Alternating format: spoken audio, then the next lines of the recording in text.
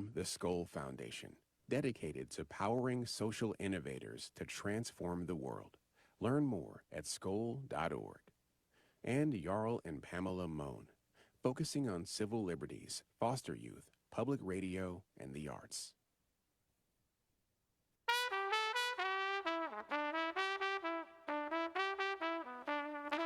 This is Charlotte Talks. I'm Mike Collins. 6 months ago, Hurricane Helene paid the Southeast an unwelcomed visit. Her presence in the mountains of western North Carolina was particularly destructive. Heavy rains inundated rivers and streams. Roaring waters rushed through the streets of towns, destroying homes, businesses, and infrastructure while wiping some of those towns off the map. The death toll in our mountains rose again this week to 107 as another body was recovered. For the living, their lives have been profoundly disrupted. The economic consequences have been devastating, and although over $1 billion has been appropriated by the General Assembly, with more coming from the federal government, the price tag continues to rise. Complicating recovery efforts this spring were wildfires driven by dry conditions, wind, and an abundance of fuel created by the fallen trees and debris Helene left behind. Still, some in the mountains want you to know they are open for business. Much of the economy of mountain communities depends on tourism, and they want and need you to come even as they continue to recover. But are they really ready? And just where do recovery efforts stand? We find out this hour as we welcome back Will Hofmann. He is the growth and development reporter for the Asheville Citizen-Times. Gerard Albert III is also here. He is the Western North Carolina Rural Communities reporter for Blue Ridge Public Radio. And we're going to be joined in a moment or two by WFAE's climate reporter Zachary Turner. He's also with us this hour. Welcome to all three of you. Good morning. Good morning. Morning. So, Will, you were on this program just a couple of months ago. I think it was about 100 days out from the actual hurricane itself. How have recovery efforts progressed from the last time you joined us? Over the past few months, one of the things that I think about pretty heavily is debris. We're seeing a lot of debris removed from the public right-of-ways and from waterways. That's a huge change spiritually. Literally, to not have to pass by a destroyed business or destroyed, collection of debris every single day. And so it has progressed positively. We've seen people reopen slowly still, and more roads reopen. I-40 reopened, which is a huge boost to the regional trucking economy and just travel in general. You no longer have to go around to Tennessee or through some country back road to get where you need to go. So it's been positive, I would say. But there are still things I would think with funding, especially, that we're still anticipating. We're still looking to receive already allotted funding and have that funding dispersed to, say, farmers. That's one thing that I really sitting at a safe distance away and watching all this on television over the last several months, there's a huge, an enormous, an unfathomable amount of debris that you folks have to contend with, from fallen tree limbs to destroyed buildings to everything in known creation. Where is it all going? I'm just curious about that. Where are you putting it all? Yeah, it's a good question. So if you're driving around Buncombe County, you might notice a few what might look like off in the distance wildfires or just massive chunks of trees and maybe like pieces of other debris that looks like an amalgamation of like something you would never know. But what they're doing is that they're taking these to these specified debris sites, typically a county contractor or a contractor through the U.S. Army Corps of Engineers is operating the site, and they're burning it. So we see a lot of these burn sites coming through. I think about one in Swannanoa. It's this pretty big, massive hunks of trees, and you can see the fire from, the highway pretty much. And it's fine because they've got this machine. I forget what it's called, but it's something under the lines of like Curtain Burner 3000. And they're just burning the wood and other debris. They take other debris to like landfills or properly dispose of it, whether that be through a recycling center or if they have some kind of waste technical system, they have to do that as well. Um, that's Uh, generally speaking where debris is. Yeah. we're seeing stronger, more frequent, wetter storms, drier conditions as well, which lead to fires and then all this debris that we're talking about, Zach. And I'm just wondering, as the climate reporter, all of this, you're also the environmental reporter. You have to get rid of this stuff, but what is it doing to the environment? Having all of this storm debris, you Yeah, mean? and Well, getting rid of it, burning it. so burning it, I mean, right now we have a lot of our prescribed burn associations, our North Carolina Forest Service, they're working on conducting these prescribed burns when they're able to, when the conditions are favorable and safe to conduct these prescribed fires. And that's a very natural part of these ecosystems that are adapted to burns. And this is all part of that effort to reduce these fuels. Having the debris on the ground, it is changing a lot of aspects of these forest ecosystems. For example, you have these canopies that have opened up because so many of the trees are down, and that is creating areas for more light to hit the ground. New, smaller vegetation is popping up, which can produce more fuel for wildfires. You're also potentially seeing new habitat for species as these down trees start to rot and decompose. And so I think at this point, it's just different in a lot of ways. And some of those ways increase wildfire risk and will continue to increase wildfire risk for years to come. So Gerard Albert's with us. He is the rural community reporter for Blue Ridge Public Radio. And Asheville and some of the other large communities have been well covered in the aftermath of Hurricane Helene. We've all seen stories of recovery and the damage done on television, but some of the smaller, more rural areas may have escaped our attention. Are they getting the help, Gerard, that they need? It's a mixed answer. I'm thinking of a place like Batcave, for example, which is southeast of Asheville, got rocked pretty hard during the storm. They have very few businesses. Most of them were destroyed and most of them were tourist based. The big thing in Batcave right now is the roads. And I think as I go out to a lot of these rural communities that were already hard to reach or maybe pretty well off the beaten path, their roads, I mean, were just destroyed. I mean, chunks and chunks of asphalt down below in the gorge and in the rivers.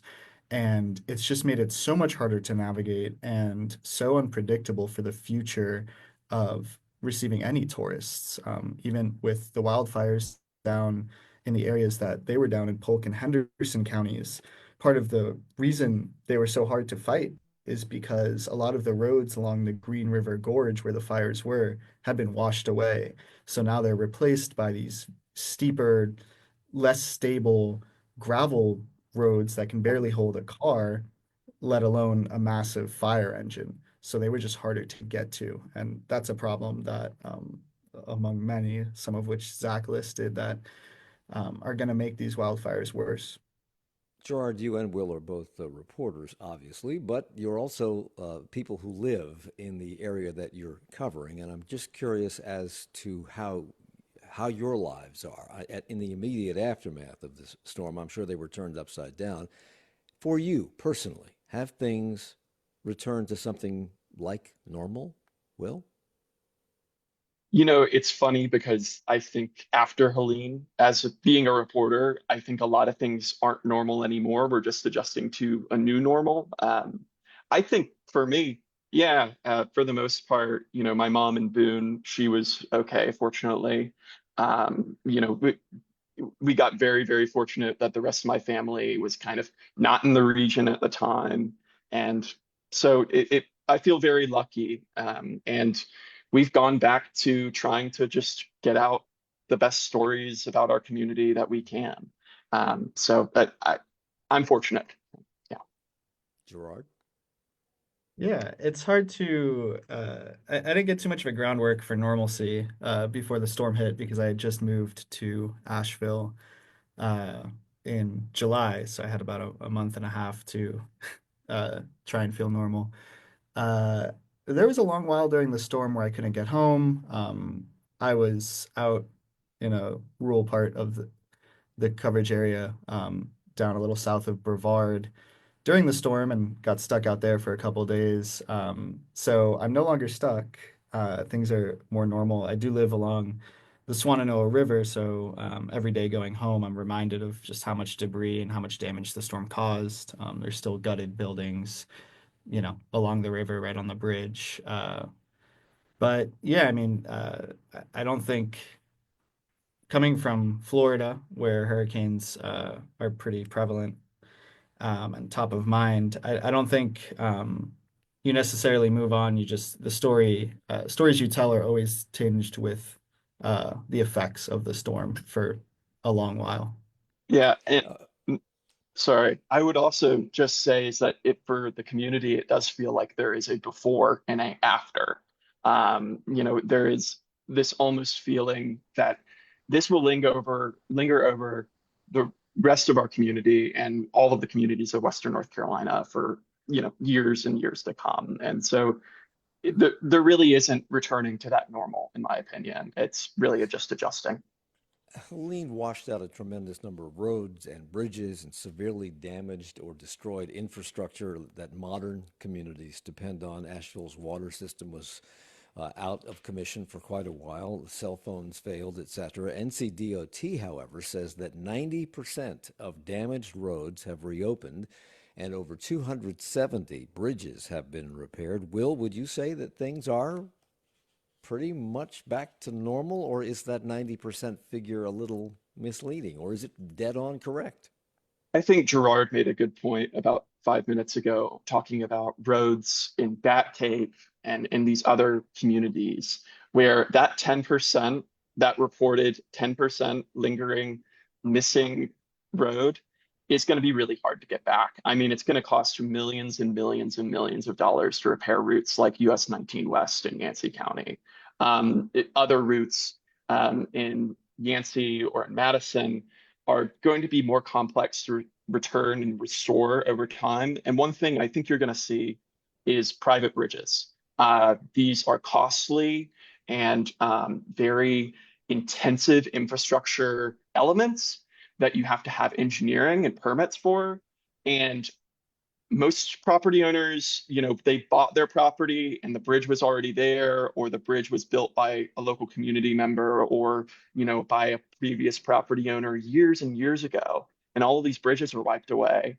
So that 90% number is accurate. Probably the 6,900 sites, that they reported as damaged are mostly returned, but that remaining 10% and those private bridges are going to take a long time, years to restore. U.S. Secretary of Transportation Sean Duffy announced recently that the Federal Highway Administration successfully cleared a number of legal barriers to allow NCDOT to acquire construction material from the adjacent Pisgah National Forest sooner than anticipated. Evidently, those working on repairs were expecting to have to bring in a lot of the material they needed from about 25 to 50 miles away, and being able to go into the forest to do this evidently cuts it down to 1 to 3 miles. Gerard, I only have about a minute left in the segment. Well, what materials are they getting? What was it necessary to cut red tape for to get materials from the Pisgah National Forest? As specific as I can get, not being an environmental or climate reporter, it's rock. And obviously, shipping in that rock is burdensome and costly and takes a while.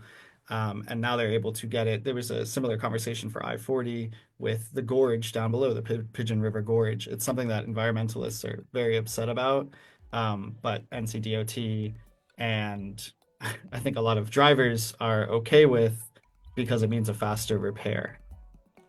We have to take a break. When we come back, we'll talk about some of the effects of climate change going forward, what this storm did, what it portends for the future, and then we'll also talk about rural communities recovering and about tourism and what that means for the area. It's Charlotte Talks.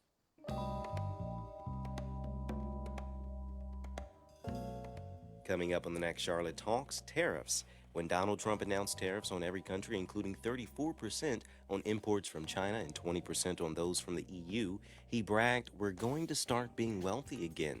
But retailers are planning for price hikes and investors are selling, driving stock markets down all around the world.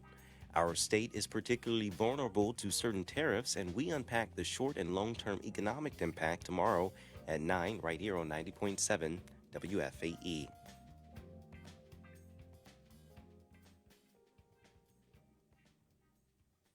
The Trump administration is offering refugee status to some white South Africans. That's expanding racial divisions in that country and encouraging those who want to secede. The next logical step is to recognize a territory where we can make our own decisions, where we are free. I'm Ari Shapiro. The Rainbow Nation reels on All Things Considered from NPR News. And you can tune into All Things Considered this afternoon at 4 o'clock right here on WFAE. Support comes from WFAE listeners and Trade with the Pros, announcing in-person trading and investing workshops at their Huntersville Training Center aimed at those ready to take control of their financial future. Registration at tradewiththepros.com/Charlotte. It's Charlotte Talks on listener-funded 90.7 WFAE and WFHE. I'm Mike Collins. We're talking about recovery in the mountains of North Carolina from Hurricane Helene. 6 months out, we're joined by Will Hofmann, who's the growth and development reporter for the Asheville Citizen-Times. Gerard Albert is the Western North Carolina Rural Communities reporter for Blue Ridge Public Radio. That's a mouthful. And Zach Turner is with us. He's our climate reporter here at WFAE. And I want to bring you into this a little more intensively, Zach. Climate change is resulting in two weather trends that have impacted Western North Carolina in the last 6 months. Climate change was what created warmer atmospheres that hold more water until those atmospheric conditions can't hold the water anymore and has to release it. That's led to wetter, stronger, longer-lasting storms. It creates more of an appetite for hurricanes, etc. It also creates hotter, drier conditions, oddly enough, which has led to the wildfires that Western North Carolina and other parts of the state have experienced recently. Is what we've been witnessing an anomaly, or is it just the beginning of more to come? That was a good climate lesson, Mike. I think I used to do the weather on television. I know. well, I have to point out, as a climate reporter, weather and climate are not, while they're linked, not the same thing.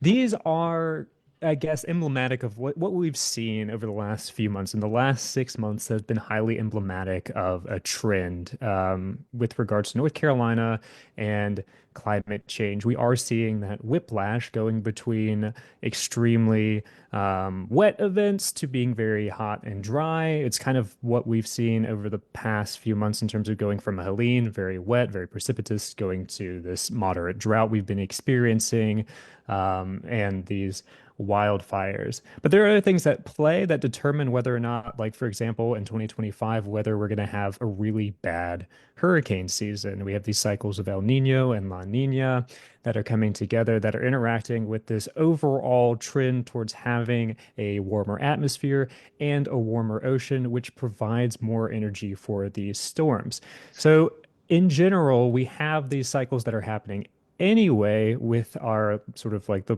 atmospheric conditions. Having more energy in that system from climate change just increases the likelihood that you're going to have more severe storms, that you're going to have potentially more frequent storms. And of course, when things get dry and hot and windy, that can sometimes lead to wildfires, which we have now witnessed. And we have all this debris on the ground in these forests or in the Western North Carolina mountains because of the trees falling during Hurricane Helene. I think they're talking about moderate to catastrophic damage in the Western North Carolina National Forest, Pisgah National Forest. What does that mean? Does it just mean forest that the trees are down? What does that mean?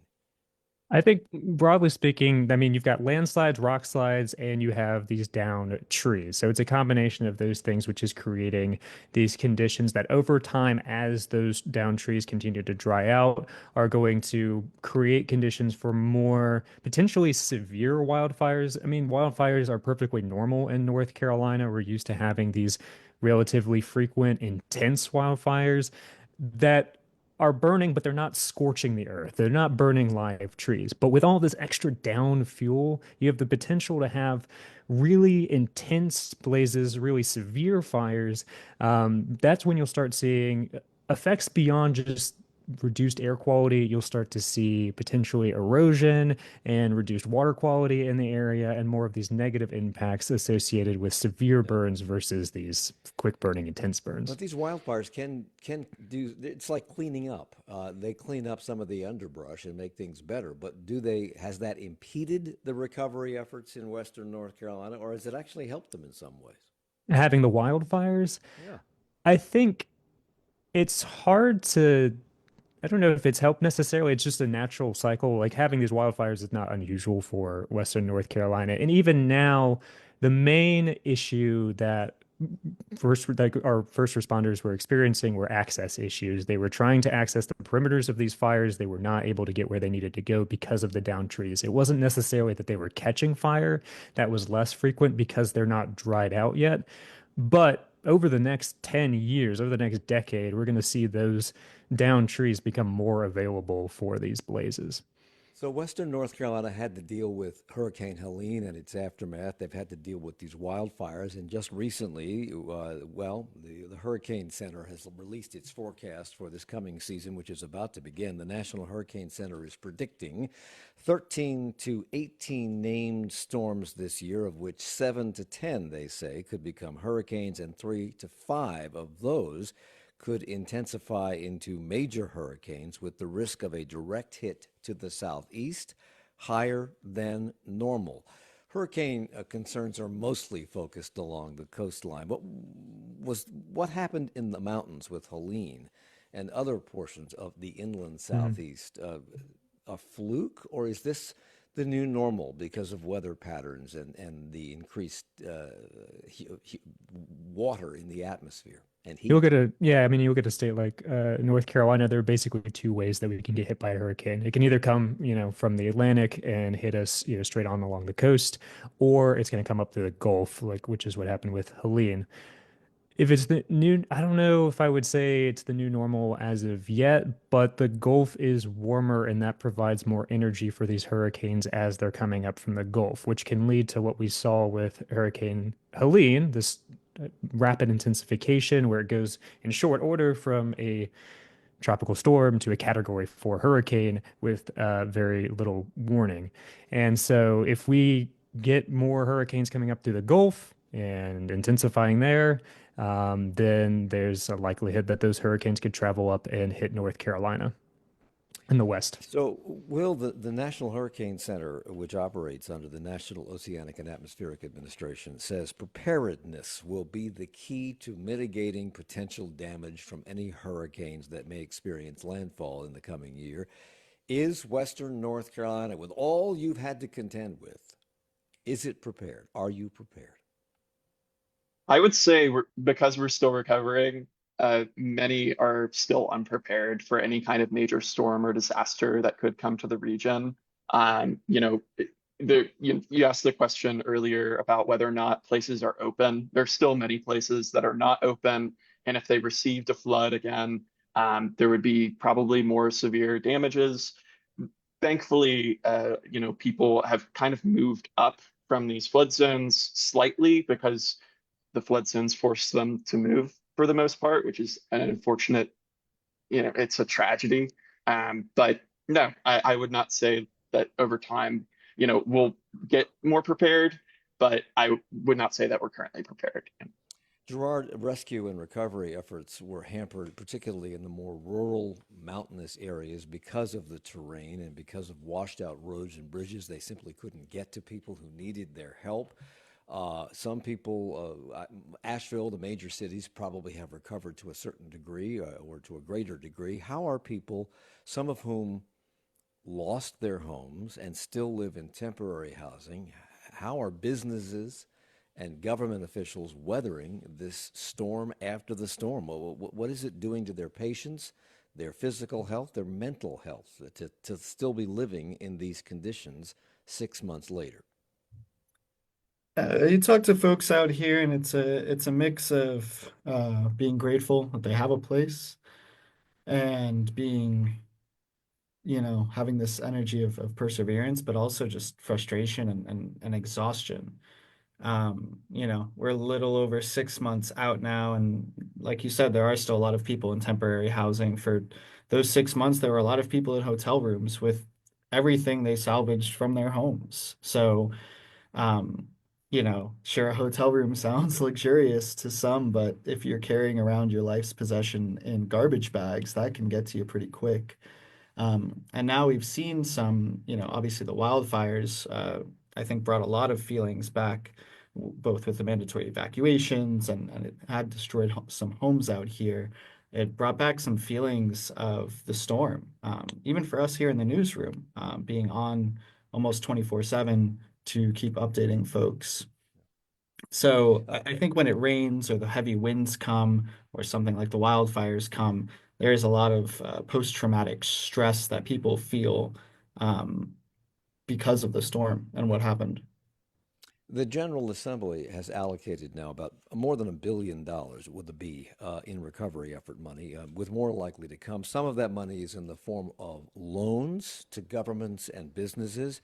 But we found out that last week, a lot of these local governments and small businesses are reluctant to take the money because they don't want to go into debt. Do you know what the impact, Gerard, of this reluctance is having on returning things to normal? Is it slowing down your efforts? Yeah, I mean it's there's a lot of things slowing down the efforts. I can't speak. I mean, we cover I think about 17 counties, and I think very few of them. One of them that I cover, Henderson County, was able to weather the storm financially and not have to make cuts. Whereas in Buncombe County and Asheville, they've had to pause hiring and cut hours on certain things. And then, of course, the federal freezes in aid don't add any help to that. But yeah, I mean, even like you had asked Zach a while ago with the wildfires, and usually a wildfire prescribed burn or something like that will help clear things out, and it's a part of nature. These wildfires for about 2 weeks impeded tourism in all of these areas in Polk County, which has a lot of outdoor tourism, and Henderson County the same.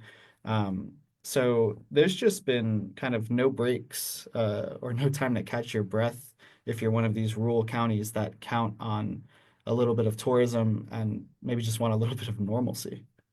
How would you describe FEMA's response or that of other governmental organizations in the state, et cetera, in coming to the aid of those who need it? Because we've been getting a mixed bag of reports down here, and sometimes they're coming from citizens who are unhappy with the speed of that response. I mean, I think what Western North Carolina learned pretty quickly is that disaster response in America is complex. It's a very interconnected web of different organizations at the state and federal level. That for FEMA, for example, some needs that local communities have, FEMA doesn't always have a way to fill them. They have to go through either the Community Development Block Grant Disaster Recovery Funding Program, which is a FEMA program that's kind of through HUD. It gets approved by HUD, and that's disaster recovery funds that can be spent basically on whatever they want. A community like Asheville, can decide how to plan out these funding programs, and we've actually seen that program politicized recently through HUD and with the Trump administration kind of saying, oh, you've got DEI in your plan, we're going to put it on pause, or we won't approve it. So it's complex, and I would generally say that I think a lot of people still think it feels slow. I think a lot of people would say that they were expecting to see things rebuilt quicker, but it also just takes time. A lot of these things just take time. And I'm curious about whether this impatience is because it's difficult to live under these conditions for an extended period of time. So that makes your patience run very thin very quickly. And how much of it is because people are hearing a raft of mis and disinformation about what to expect and what has actually happened or not happened, as is the case. And there was a lot of that swirling around the recovery efforts in Western North Carolina, particularly during the presidential campaign, and much of it was coming from Donald Trump. But the Asheville Citizen-Times kept locals in touch and answered their questions with a series of columns. Blue Ridge Public Radio was considered a beacon during this crisis. And CBS News has reported numerous times on an AM radio station up in your neck of the woods that really was a lifeline for a lot of people. They were the only form of communication, getting news out to people who had no way to learn that information in any other way because the cell phone system didn't work and they were trapped in their homes. The media is often distrusted. I want to hear from the three of you. Did local media, did national media's reporting on Hurricane Helene and its recovery from the storm help or hurt that reputation? Are you guys more trusted now or less? Will? Well, I think the things that you identified are absolutely true about local media. I couldn't be prouder to be in the same media landscape as BPR and the other radio stations and other reporters that have worked tirelessly through a natural disaster that knocked out broadband. You couldn't really get anything out for the first couple of days. And so when national media kind of came in, which is an experience that I think a lot of local reporters had, it was complex. I think some people did a good job. I think of a couple reporters with one national outlet that I was like, yeah, thank you for coming. I know that you're from the region, and I actually caught up with them afterward. And they helped. But on the other side, I think a lot of the misinformation on social media was fueled partially by maybe people coming in, reporting a few things, and then leaving. And when you come to a community, you do have to report out the full story, which means kind of staying there. So I don't know, Gerard, if you have any thoughts on that too. We're living through it. Yeah, I think a lot of times in radio, you know that there are people listening, but you don't really know. But when the storm hit, there were just so many physical notes left on our door. People coming in to tell us we were the only reason they found food or water that day because, it is boring radio, but we would just, every 15 minutes or so list the stations where you can find water and food in the days following the storm. To say we lived in the station is kind of an understatement. And just we took over broadcasting.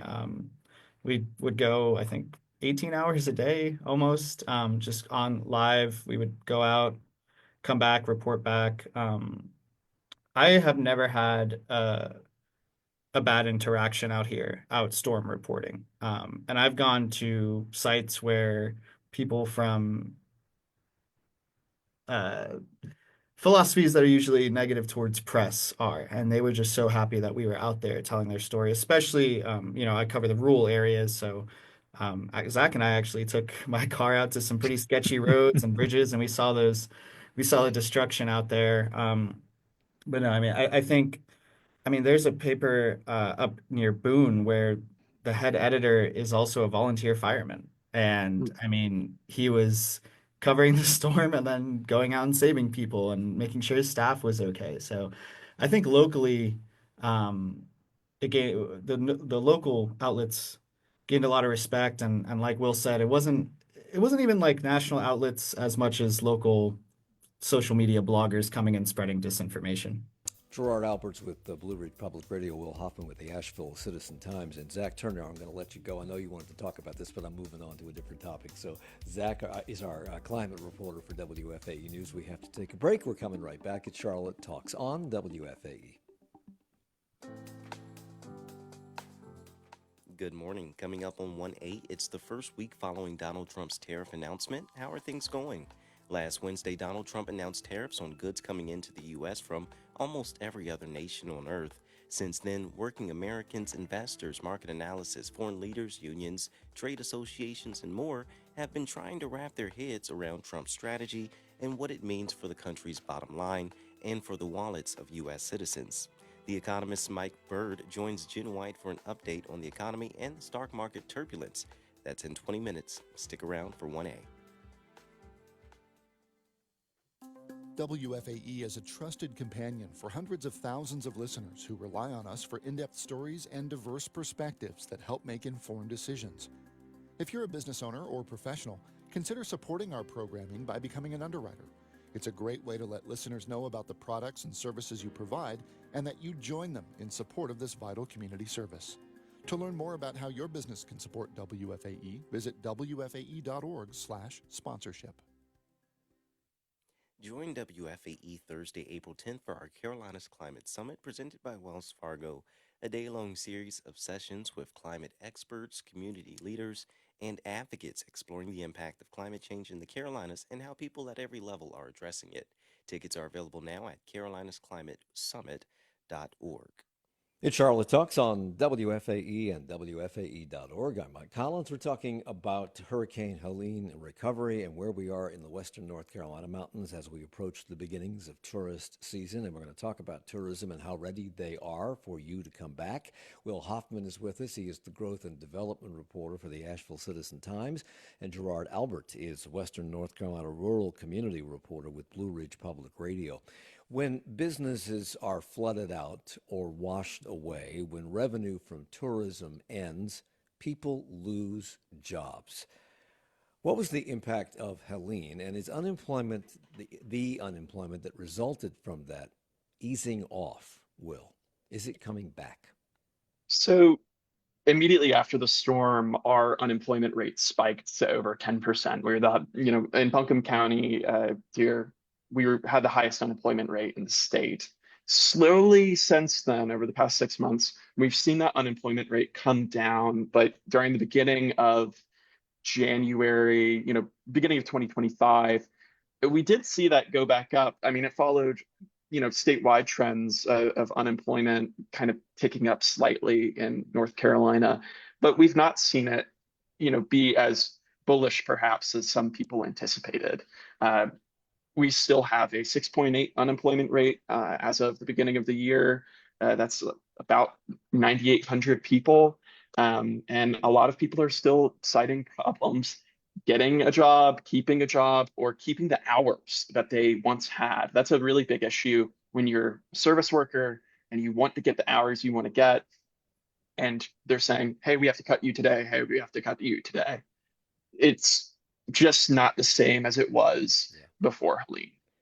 Which is where tourism comes in, and I want to get to that in a second. But prices were going up. We had inflation before the hurricane, and we have more inflation now, and moves by the Trump administration just in the last 2 weeks are likely to raise prices even more. A lot of our lumber for construction comes from Canada. Tariffs have been imposed on Canada. They're not backing down in Canada. So the cost of construction is going to rise even more than it already has. So when you face all of that, that's tsunami, and where the jobs have come back, are they coming back at the same wage level? Are they coming back at a higher level? Are they coming back at a lower level? Are people going to be able to afford the reconstructions efforts? I would say that it's difficult to tell right now, one, whether or not people are getting paid a higher wage, because for the most part, most businesses are still just trying to keep up from all the business they've lost during Helene. I mean, that's still, it was October, it was peak season. They lost a ton of money. An estimated, I think over 500 million is what the local tourism development authority, that was the estimate they gave out. And so with unemployment still being pretty high and people still not being able to say, keep a job, we're hearing some workers are, facing the threat of eviction or having to find rental assistance still. And we are 6 months out from the storm. When housing, which is a basic, need and necessity, is basically in jeopardy. I mean, I would not say that, our workforce is necessarily in a pretty solid place right now. Well, speaking of workforces, a lot of the rescue efforts, a lot of the firefighters, et cetera, are in short supply, and maybe the supply is being cut even more, Gerard, because the government, the federal government, is cutting personnel left and right. I don't know how many federal employees are engaged in your neck of the woods or how many of them are engaged in recovery efforts, but have you noticed an impact yet from these DOGE cuts that are taking place in Washington? Well, we saw a weird, or I guess normal for this administration, flip-flop with the U.S. Forest Service in firing some of their employees and then rehiring them back almost as the wildfires were starting to get bad. How wildfires get fought and who fights them is jurisdictional and complex, but I think what we're seeing more with the wildfires and recovery in particular here is the State Forest Service, which for years has been understaffed and they say underpaid. They have 100 vacancies. Many of them, I think a quarter of them are here in the West. So, that's not only a lack of people to fight the fire, it's a lack of experienced people to fight the fires. And those vacancies I know hurt us a lot in these efforts, in addition to everything we talked about this hour with the Helene debris and the Helene damage impeding the work of these firefighters.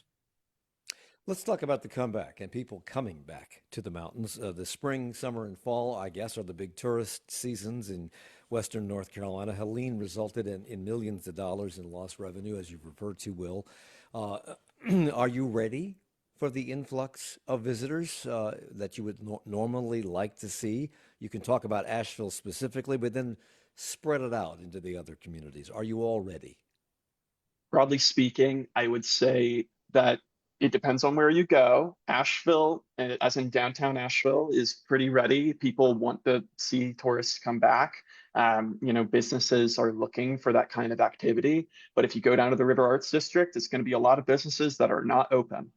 Businesses that still, buildings, even historic buildings that look pretty damaged. I would say the same for communities like Batcave, Chimney Rock, Lake Lure. They're not going to have a traditional tourist season. Don't expect them to have a traditional tourist season. Don't go to these communities expecting to partake in the same things. You might typically, look online and plan your trip accordingly if you are going to visit those Where communities. do you get the information about what communities really are ready, what communities really want you there, what communities might be hurt by your coming there because they're not ready yet? There is an online travel advisory map for Western North Carolina that is basically a coalition of local governments and tourism agencies saying, okay, we've talked to, mainly the business owners and maybe some local officials as well to talk about the residents and how they're feeling. And that's online. You can kind of just, if you look up and go to Visit NC, it has a Hurricane Helene travel advisory website, and you can kind of see, get an idea of where is open and where is not. Gerard, a lot of people come to the mountains, particularly in the summertime, to hike, to whitewater raft, to camp out.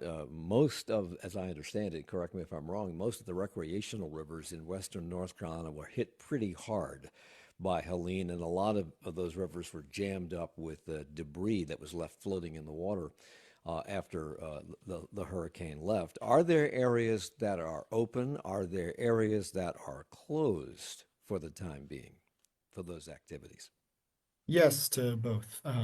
It's something I personally struggle with because I like to do all of those activities, and a lot of the trails that I love and sites that I love are closed or you can't reach them because large chunks of the Blue Ridge Parkway are closed. Um, the further west you go, I'm thinking west of Canton and areas like Silva and Cherokee along the Qualla boundary there, Nantahala. You know, we saw less damage there. I know that almost immediately after the storm, there was a community of whitewater rafters who were eager to be the first ones to raft the new direction almost of these rivers because they had changed the landscape so much. I'm not sure how much of that went on because of all the debris, like you said, but I know that those areas that rely on that outdoor tourism are working to clean up and get their spots ready. The town of Saluda hosts a lot of outdoor adventure enthusiasts every year. Saluda town manager Steve Orr spoke with Asheville TV station WLOS TV, and he said that he was optimistic long term, but that there would be bumps this summer because of closed roads, one of which is the main access to the Green River. Will, do you have anything to add to that? Yeah, so I think Gerard would have the same experience I did. I've recently visited the Green River Cove Road, which is this stretch of the Green River that is the main access road for all, pretty much any Green River recreational businesses. And there were fires in the Green River Gorge as you passed through the road, and most of the river is still getting cleaned up. Businesses, where they used to be, might not have safe access points for the river right now, and the river has totally changed the landscape. So I think these recreational businesses are still figuring out what that means for them. I reached out to a few already actually along the Green River, and I think maybe they're hesitant right now to talk about how long this might take. Which I don't have an estimate on. I think people still really want to go to the Green River to go tubing. For my money, it's the best place, and in the region that you can probably, put in a tube and just sit for a few hours. So it's going to change tremendously. Gerard, in terms of getting to your favorite destination, whatever it may be, from this part of the state, and in terms of getting from one place to another in your part of the state, what should visitors expect? Should they expect an easy drive into and out of these communities? Should they anticipate traffic backups because perhaps maybe only one lane is open because of construction or whatever going on in those areas? How would you describe what we are about to experience as we inundate you with visits? It's been said before, and I think the reason it's been said before is because the storm's damage was so widespread, but it really does depend where you go. I'm thinking, of course, of taking a trip along I-40 that has just opened up. You're gonna you're gonna see a lot of delays, because it's a one-lane road and there's a lot of trucks and you cannot go fast. I think in other areas, so I'm thinking of Saluda, where I had to go a lot because of the wildfires. One of the main roads that connects Saluda and Tryon is closed. But otherwise, I mean, you can drive through Saluda and over there pretty easily. It's really just a matter of how repaired the roads are. And, Will mentioned Chimney Rock and Bat Cave and Lake Lure. Those areas don't want people driving through. They will have attendees basically at the roads, turning you around if you're not supposed to be there, if you don't live there, own a business there, because it just impedes recovery work if you go through. Of all the restaurants and bed and breakfasts and hotels and other shops and businesses that were open pre-Helene, how many of them would you say throughout Western North Carolina are up and running and looking for customers today? Gerard. That is a hard stat. I know there is a number floating around that Will might know better, covering the city a bit more than I do. I'm not sure if Will has that number. Will? Yeah, I I would say I don't actually think that there's a number right now of how many might be open or closed. But what I will say is that a decent number of them have reopened, especially in downtown and in the Upper River Arts District. But areas like Biltmore Village are still working on phasing their recovery. They really haven't opened anything in Biltmore Village. There are a couple of things that you can like go and see, but for the most part, if it was a hotel and if it wasn't in a floodplain, it's probably been reopened. If it's a business, especially I think restaurants, and it's close, they might be reopened or they might be phasing their reopening, but a lot of them also are reporting difficulties from the storm, and some of them are closing too. A decent number. I don't have that stat, but I do know that there's a number of them that are considering their future. For those who maybe have never been there, but they've seen the commercials on television for the Biltmore House, the Biltmore House is open. It was relatively undamaged by all of this, as were the grounds that surround Biltmore House. It's Biltmore Village, which is just outside the entrance, that was inundated with floodwaters. But I'm also curious about the Arts District, because a lot of people were beginning to find the Arts District as tourists and enjoyed going through the various buildings and looking at what it had to offer. That was completely destroyed, from what I can tell, by television. Have a lot of those artists found other places to go? Have a lot of the breweries in that area found other places to go, or are they just missing off the landscape today? I mean, right now, a lot of people are considering rebuilding, and what that looks like for the artists. I think that's probably the most unfortunate situation that we've seen, in terms of the impacts from the damages in the River Arts District. Is that, I think of businesses like Marquee that house these artists, and they lost a lot of their art. Some of it's getting replaced through federal grants or federal funding, or even state level sources. But for the most part, they're, while people are offering some studio spaces for these artists to be featured, I think a lot of people are still figuring out what their next steps are as artists. And those businesses essentially have not fully reopened in the arts district. I mean, you're going to go to the upper arts district and you're going to have businesses reopened, but for the most part, the lower arts district near the river is still in a process of reopening. Gerard, you reported on something recently that is a sign, at least to me, from the outside looking in, of things returning to normal. You reported on a recent town hall meeting at which the Democratic chair of the Buncombe County Commission introduced Republican Congressman Chuck Edwards and praised him for his efforts to secure federal disaster relief for the area. But that town hall meeting quickly descended into a shouting match in which attendees were not posing questions about recovery.